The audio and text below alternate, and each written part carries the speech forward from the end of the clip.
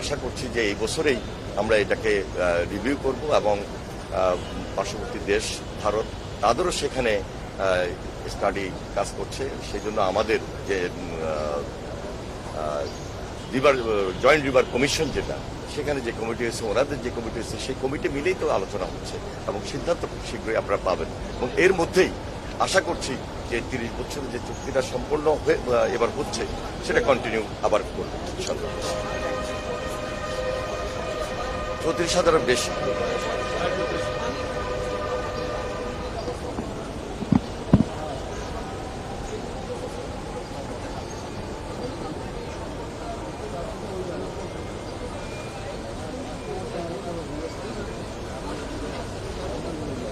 না, এটার সঙ্গে তো আপনি যেটা বলছেন ওটার কোনো সম্পর্ক নাই।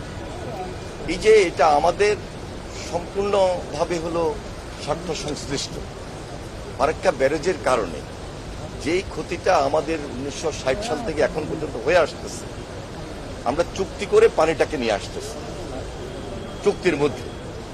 সুতরাং এখন আমরা যেটা করব যে রাজবাড়ির ফাংশায় এখানে আমরা যে ব্যারেজটা তৈরি করব, এই ব্যারেজটা তৈরি করার অর্থ হলো এখানে একটা রিজার্ভায়ার গড়ে উঠবে এবং পদ্মা এই পানি যেটা শুষ্ক মৌসুমে শুকিয়ে যায় তার আগেই আমরা একদিকে খননের মাধ্যমে সেখানে পানি জমিয়ে রাখা, বৃষ্টির পানি, বন্যার পানি, সেটাকে জমিয়ে রেখে বিভিন্ন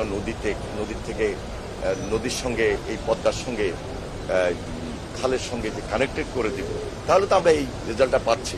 এবং 54টা নদীর হিচ্ছায় কিন্তু এখানেই নয়, 54টা নদী তো অনেকগুলা স্তর আছে, অনেকগুলো জায়গা আছে সেখানে।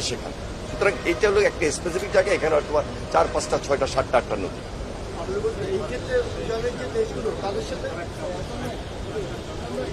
এটা সম্পূর্ণ আমাদের স্বার্থের ব্যাপার, এটা তো আলোচনার খুব একটা প্রয়োজন নাই। যেটা আলোচনার দরকার গঙ্গা চুক্তি, সেটা নিয়ে আমি বলেছি। ধন্যবাদ।